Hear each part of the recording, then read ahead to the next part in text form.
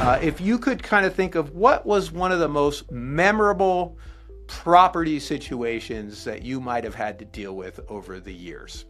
The most memorable. I love my hoarder houses. Why is that? Why do you love hoarder houses? Love it.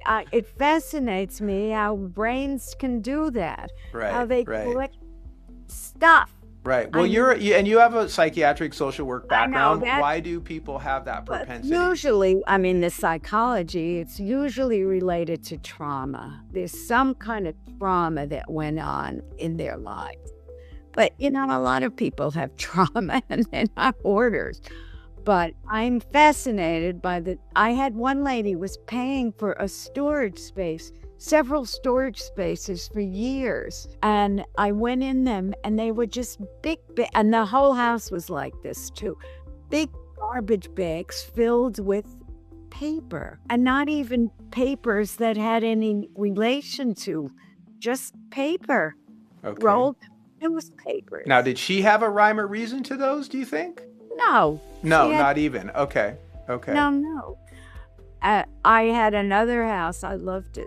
She saved all her family ashes. So there were all these urns with all these ashes. So I was able to find some relatives, and we got the ashes buried in a cemetery. So I used some money to do that.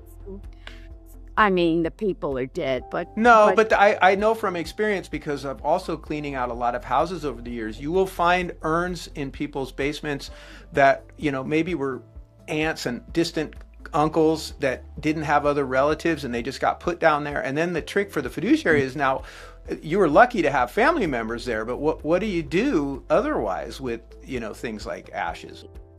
There's nobody. I take the ashes and a bottle of champagne, and I go to the beach and I throw them in the bay. And I had a Jewish guy that, I knew he was Jewish. So I put on my phone and I played the Jewish prayer for the dead and threw in ashes in. And if there's a family, we all go together and we have a glass of champagne and we throw in the bay.